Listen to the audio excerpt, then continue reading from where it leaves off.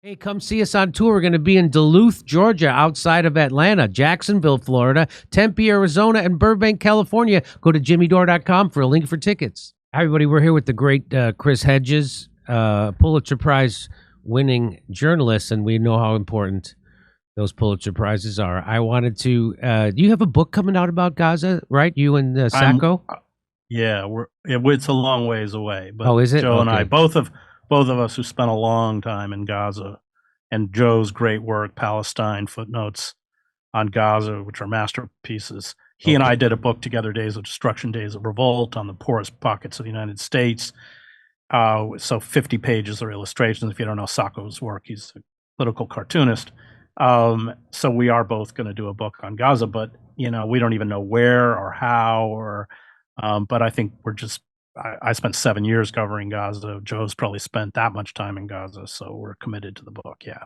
Which Simon & Schuster, which made a lot of money off of me, said they don't want. So okay, well, the future is self-publishing, because you make a lot more money self-publishing anyway, because now, because of social media, you could I promote, when I had a book, I sold a book, it went through a regular publisher, Running Press, and they gave me a nice advance, but they took all the money from the book, and I'm promoting it. I'm the one on social media promoting it. I'm the one on YouTube and Twitter, and I have the ones with 2 million followers. They don't do shit. So what I'm trying to tell you is that, how you're doing your own show now, you don't need anybody. You don't need anybody to publish your books.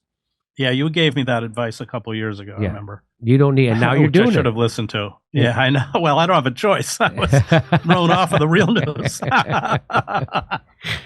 Over the genocide, over calling Biden out for the genocide. Yeah, that's exactly right. I'm glad we could laugh about it now. I laughed about it at the time because I knew you'd be okay.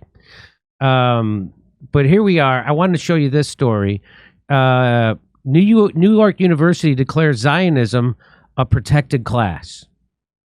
Right. Well, that's just formalizing what's always been true at New York University, isn't it? This is from The Intercept. The college administrators spent summer break dreaming up ways to squash Gaza protests. As students and faculty in the U.S. return to campuses for the fall semester, there are innumerable reasons to continue demonstrating against institutional complicity with Israel's genocidal war on Gaza.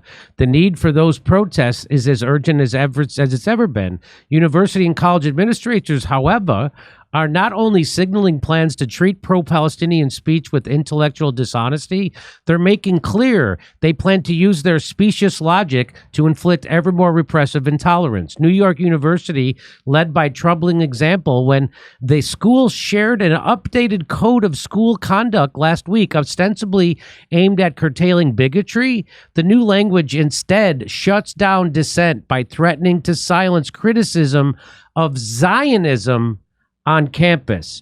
Students who speak out against Zionism and ethno-nationalist political ideology founded in the late 19th century will now risk violating the school's non-discrimination policies.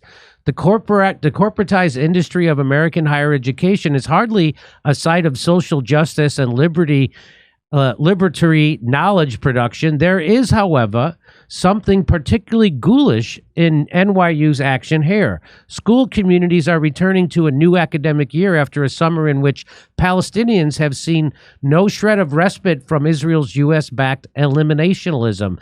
The constant bombing and forced displacement, a campaign of targeted starvation, purposeful destruction of water supplies, and denial of basic medical care. Instead of fighting against U.S. material support for these conditions, university administrators like those at NYU have spent that same summer prefiguring ways to demonize anti-genocide protesters as bigots.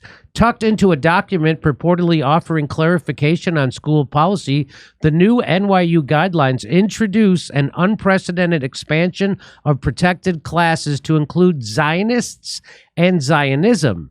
Referring to the university's non-discrimination and anti-harassment policy known as NDAH, the updated conduct guide says speech and conduct that would violate the NDAH if targeting Jewish or Israeli people can also violate violate the NDAH if directed towards Zionists. The university's NDAH rules are intended to reflect the school's legal obligations, including the Title VI of the 1964 Civil Rights Act, which prohibits discrimination and harassment based on a student's race, color, national origin, religious identity, shared ancestry, or ethnicity. Using code words like Zionist, the guide says, does not eliminate the possibility that your speech violates the NDAH policy. The entire premise of the guidance that Zionists must be functioning as a code word is a flaw egregious enough to reject the entire document outright. The language here is of utmost importance. The text does not say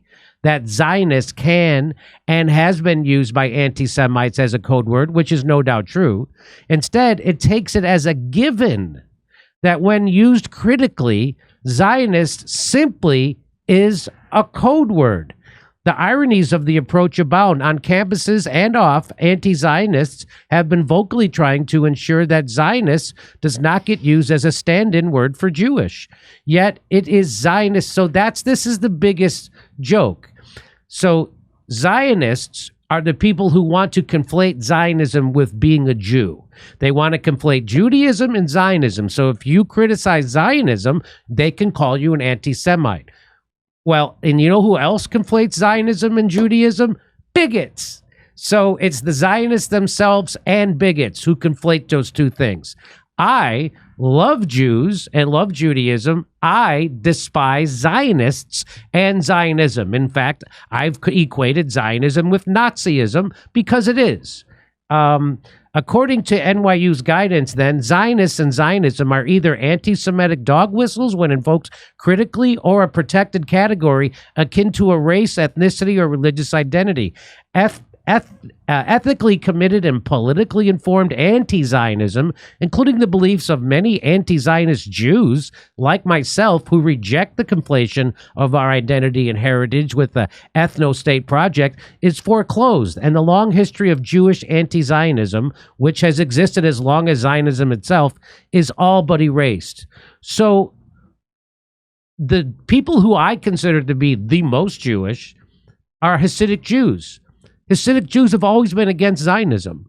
So now you can be a Jew and you could also be accused, you could be a Hasidic Jew and be accused of being violating their code if you oppose Zionism or if you even use the word in a critical way. Does this surprise you that NYU is doing this? Don't you think they're afraid that people will leave their school? Or do they have? No, I mean, all of these universities are not responding to what's happening on their campuses. They're responding to the donor class and outside pressure. So Columbia, Princeton, all these schools, they sent, both at Columbia, Princeton, they sent in police, not just campus security, and especially as we know in Columbia, because these were nonviolent protests, but they were responding to their donor class. That's it. And they were placating their donor class. But let's be clear. The students on these campuses who are under the biggest threat are Jewish students who support Palestinian rights. And they are the ones who are most harassed by Zionist Jews and most attacked. We had a case in Columbia where, and remember, a lot of these big universities, they have Israeli students who were in the IDF. We had 3 former IDF, Israeli Defense Force, members who pepper sprayed Columbia students, fellow Columbia students, on the steps of Low Library. That the students, for instance, in the encampment at Columbia who went to form their Shabbat meal were harassed, insulted, threatened. They're actually the students who are most under threat on these campuses, not the Zionists. So you're saying the irony is that the people who are most under threat are Jewish people, but not the Jewish people they're speaking of. They're the Jewish students who have a conscience and have courageously stood up against this genocide. And, I graduated from Harvard Divinity School. I read a lot of Jewish theology, and I would argue who actually defend, believe, and promote in traditional Jewish values of justice. The Hebrew Bible was written by an oppressed people. And that throughout that Bible, there is an acute sense of standing up for the oppressed.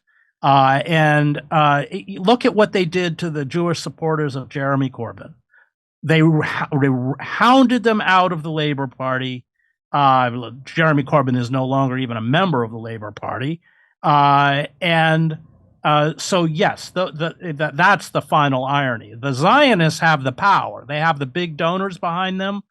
They can engage in all sorts of provocative behavior. At Northeastern, they were walking around, on poles, holding up beheaded babies. There weren't any beheaded babies. They have a complete carte blanche to engage. When I was at Princeton, you had the what was it? The Shabbat House, Sophia? Shabbat, right? The Shabbat House. They were all screaming at these students, they're terrorists, and there were Jewish students there. So yeah, it's that's the sad part. It's those Jewish students who have a conscience. They're the ones who are actually being the most harassed on these campuses, not the Zionists. Yes, and as Saina Saeed points out, being a genocide-supporting bigot is now a protected class at NYU. And to be as clear as possible, this absolutely is an endorsement of genocide and anti-Muslim Arab racism by New York University administrators. Would you agree with that? Yeah, completely. Yeah. Completely. How could you not? Hey, come see us on tour. We're going to be in Duluth, Georgia, outside of Atlanta, Jacksonville, Florida, Tempe, Arizona, and Burbank, California. Go to jimmydore.com for a link for tickets.